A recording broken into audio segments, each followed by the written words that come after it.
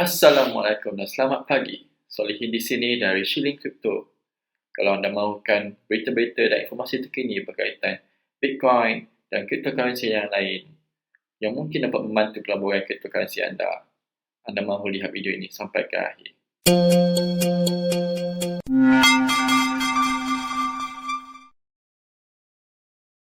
Kita mulakan dengan berita di mana di US, Senat telah luluskan 1.9 trilion US dollar stimulus untuk rakyat mereka, di mana rakyat mereka yang layak akan mendapat 1,400 US dollar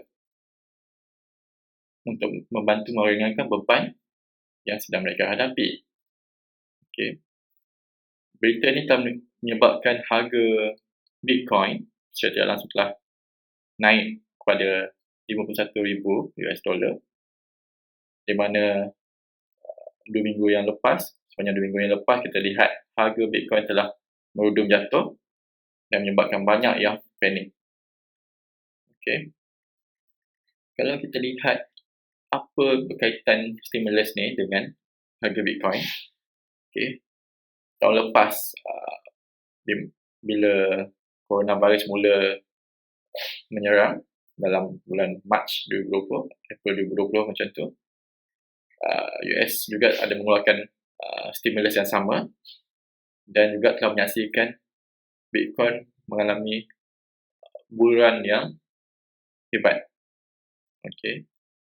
So, untuk stimulus kali ini lebih tinggi daripada yang tahun lepas.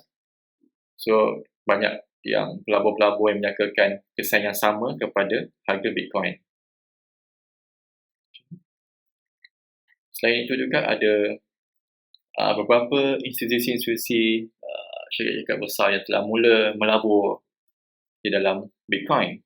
Mereka mula membeli Bitcoin. Yang terbaru ialah company daripada China, software company yang dinamakan Meitu, telah membeli 40 juta US dollar untuk Bitcoin dan juga Ethereum. Okay. So, berita ni kita boleh jangkakan akan membantu untuk menaikkan harga Bitcoin. Demand sudah mula tinggi daripada institusi dan juga company-company yang besar-besar, di mana mereka mula meletakkan pelaburan di dalam Bitcoin dan juga cryptocurrency yang lain seperti Ethereum.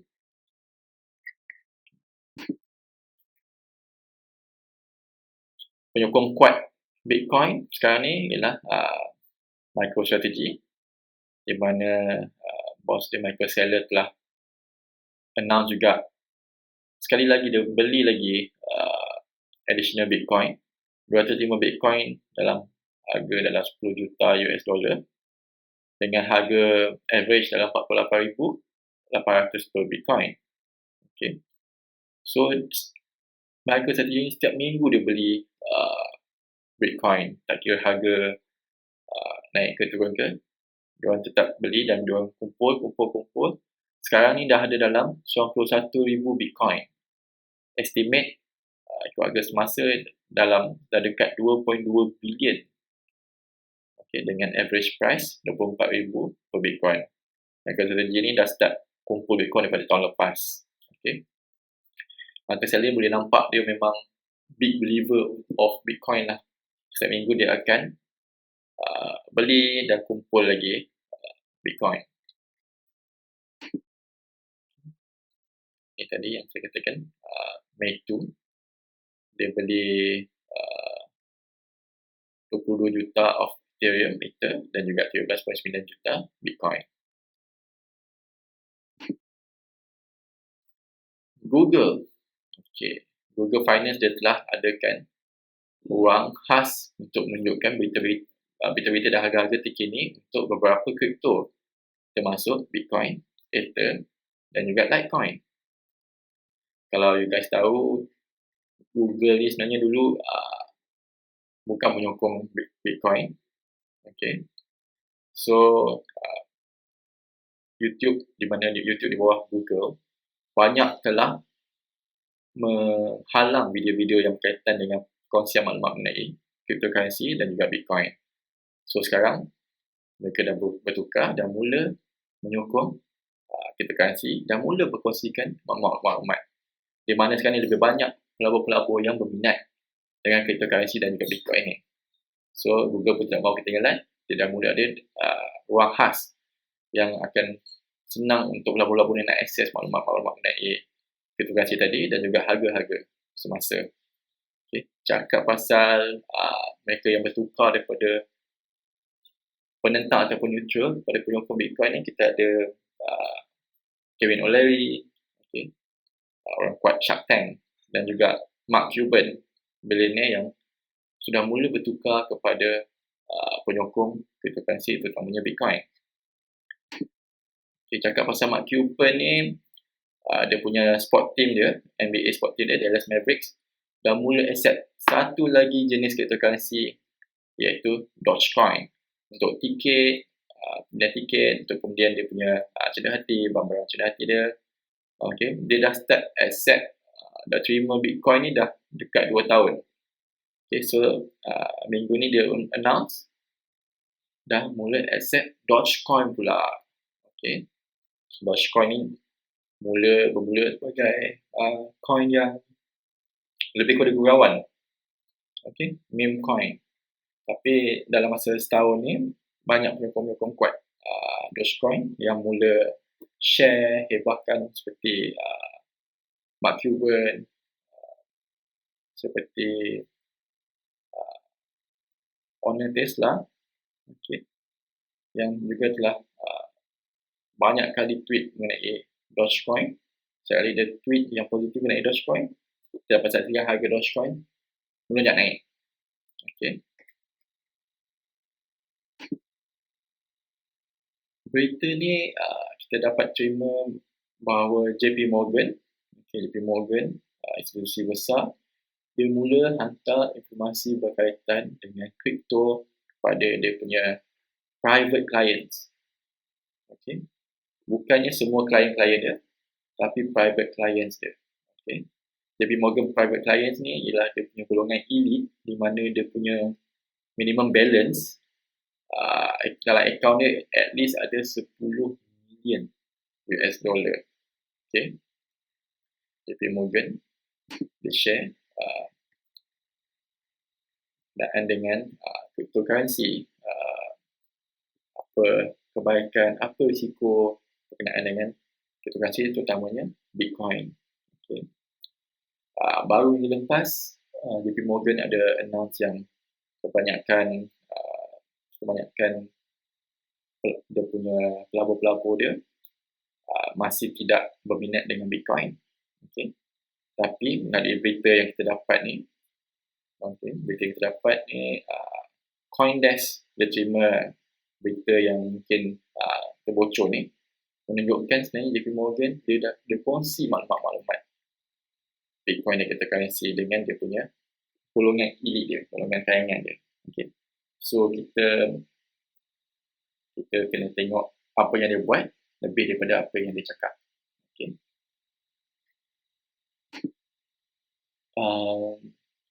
Melalui kajian Goldman Sachs, 22% daripada klien dia akan expect harga Bitcoin ni melebihi 100,000 US dollar dalam masa 1 tahun. Okay.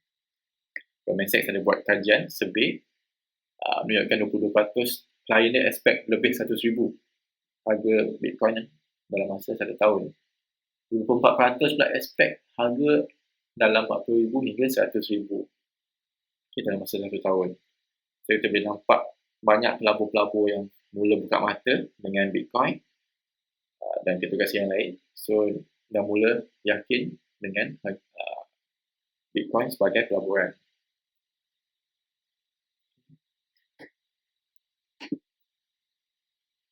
Satu lagi yang berita yang menarik, salah satu cabang yang berkaitan dengan cryptocurrency blockchain yang tengah hangat sekarang ni ialah NFT.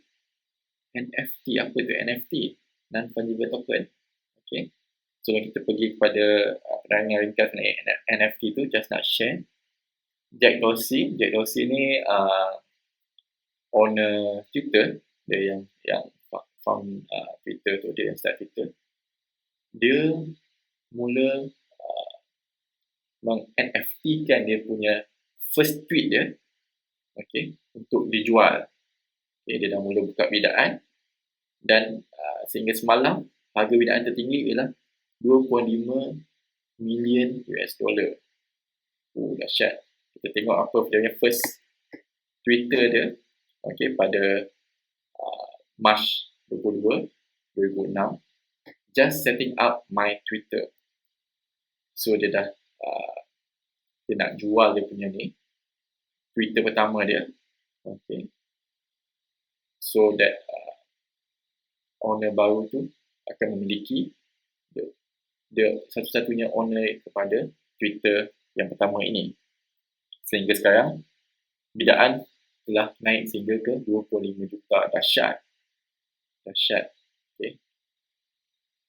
Tak pernah terfikir pun Twitter ni boleh jual. Okay. Memang dahsyat. Okay. Just sedikit penerangan mengenai NFT ni. What is NFT? Okay, NFT ni sebenarnya dia salah satu jenis cryptocurrency yang kita cipta menggunakan smart contract dalam platform-platform seperti contohnya Ethereum. Okay. Dia ni very unique di mana dia boleh trace balik suatu objek tu, siapa owner dia. So dia tak boleh nak ada duplicate ataupun tak boleh ada kekeliruan siapa owner tu. Okay. So nak senang cerita dia macam contohnya lukisan Mona Lisa, original cuma ada satu je. Okay. Mungkin memang duplicate memang banyak lah, tak boleh nampak banyak duplicate, tapi yang original cuma ada satu. Okay. Sama juga macam NFT, you mungkin boleh duplicate semua benda, tapi yang original cuma ada satu. So itu yang orang tengah dagangkan sekarang ni, NFT. Contohnya Twitter tadi, boleh je kita print screen Twitter pertama tadi tu, okay? Tapi yang originalnya cuma ada satu, iaitu yang owner Twitter tu tengah nak bidder, tengah nak jualkan. Okay, NFT ni ada banyak benda yang terlihat NFT kan, contohnya collectible card macam kad Pokemon, ataupun dulu masa zaman sekolah yang famous Might and Magic.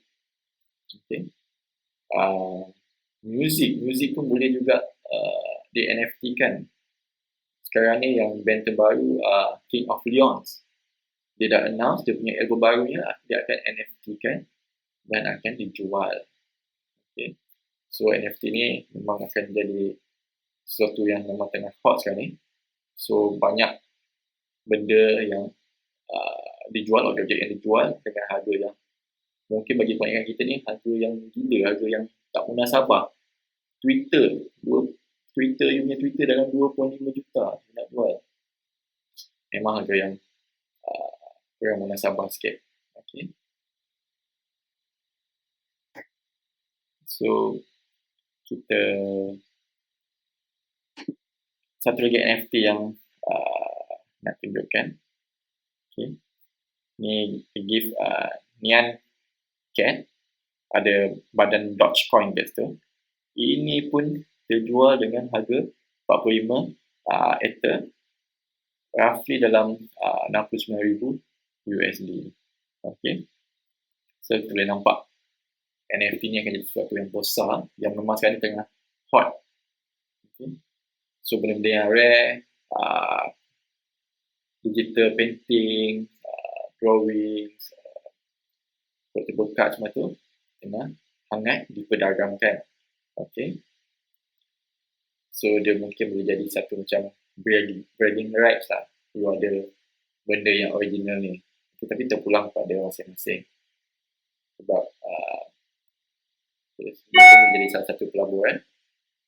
Salah satu pelaburan mana kita boleh cari NFT yang daripada artis-artis yang mungkin kurang ternama sekarang ni, beli, kumpul, dan mungkin akan datang bila dia sudah popular, boleh jual dia punya NFT tu dengan harga yang lebih tinggi.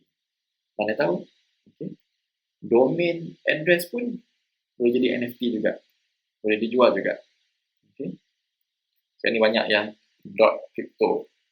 Kalau last time .com, .net, now .crypto yang tengah hangat. Okay.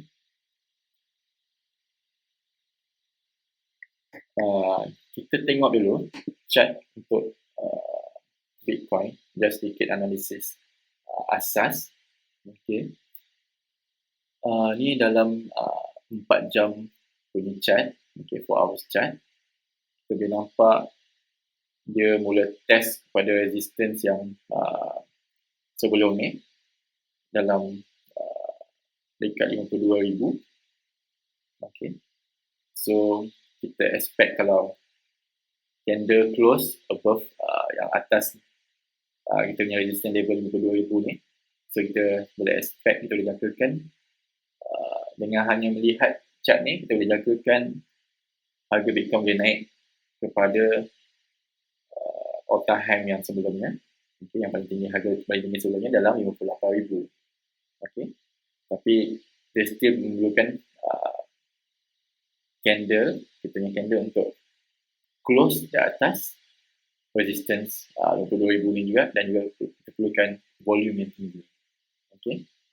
Kalau dia gagal nak melepasi resistance level 52,000 ni, tidak mustahil untuk dia turun balik, harga turun balik kepada support dalam 47,500. Okay. Dalam masa terdekat, dalam masa beberapa hari ini. So kita kena monitor closely, kita tengok betul-betul harga ni mampu tak dia memecahkan resistance ni. Okay. So kalau dia pecah, kebarangkalian tinggi untuk harga naik kepada all time high yang sebelumnya dah tinggi. Okay. Selalunya harga Bitcoin bila dia dah sampai balik all time high yang sebelumnya, dia akan lagi macam nak naik. Okay. So kita saksikan, kita monitor dalam masa beberapa hari ni. Okay. Sebab dia naik, dia dah mula pecahkan pattern W semalam. Okay. Pattern W semalam, double bottom ni. So dia mula naik dan dia akan mula test resistance 2,000 ni. Okay. So kita tengok jari tak dia close ke atas ni. Okay. Dalam masa sehari dulu ni kita tengok, ataupun adakah dia akan turun balik kepada 47,500. Okay. So bila dah turun 47,500 ni, kita akan tengok balik adakah dia tembusi support ni. Kalau tembusi tu, mungkin dia akan turun lagi ke harga yang dia rendah 42,000 hingga 43,000 tu. Okay. So tapi sekarang ni nampak positif dengan berita-berita positif yang saya share tadi. So hopefully harga akan boleh naik melepasi resistance 52,000 ni kepada harga all time high yang baru. Okay. So tadi kita share all the positive, berita-berita positif berkenaan dengan cryptocurrency, terutama Bitcoin, Ethereum, betul. Realitinya takkanlah semuanya happy saja. Kita kena juga ada juga berita-berita yang kurang menyenangkan. Okay. Paid network diserang. Okay, paid network di mana exploiter dia, penyerang dia telah dapatkan dalam 3 million US dollar. Okay. So harga paid token ni telah jatuh mencanak turun tak saksi sehingga 30%.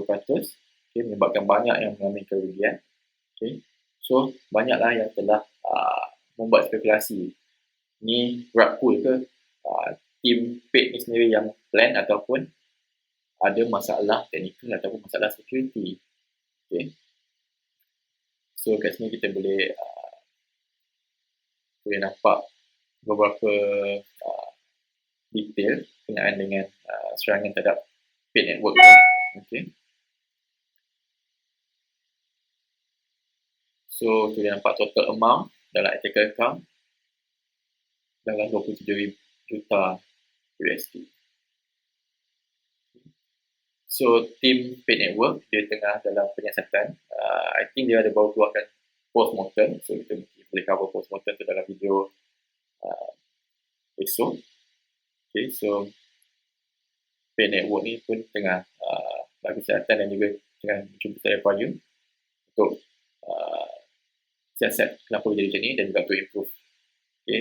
Sebab dia punya image dah tercalar, investor pun mungkin dah kurang percaya dengan Pay Network, so banyak benda yang dia buat sekarang ni. Okay, so dia kena pilih keras. Tapi yang menariknya, okay, dah pernah ada warning berkenaan kebangkalian untuk pelakunya serangan ini. Okay. Twitter War on Drugs, War on Drugs ada mention ni bulan Januari dia ada mention okay, kepada yang ada kebangkalian tinggi untuk berlaku serangan ataupun scam di mana token yang ada boleh hilang. Okay. Kat sini mention kebangkalian untuk hilang semua dana sangat tinggi, very high. Okay. Again, kita ni dalam pelaburan cryptocurrency ni, atau mana-mana pelaburan pun kita kena ada DYOR, DYOR, do your own research. Kita kena ada research, kita jangan dengar pada kabar angin ataupun pada berita yang kita tak pasti kesalahan dia. Okay. Kena ingat setengah pihak tu menyebarkan berita-berita palsu mungkin untuk kepentingan diri sendiri. Okay. So, sampai sini saja untuk video hari ini. Harap semua dapat maklumat yang berguna untuk membantu anda membuat keputusan dalam pelaburan cryptocurrency anda. Sampai jumpa lagi.